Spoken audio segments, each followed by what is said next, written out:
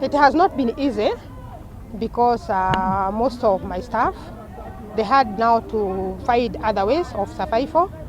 Kuna some even wenye walikuwa wanafanya hata kazi za mjengo, kuna wenye wamekuwa wakifanya tu vibarua just to make ends meet because they didn't have a way. We were not on any salary for the last 6 months, and so it has not been easy for us.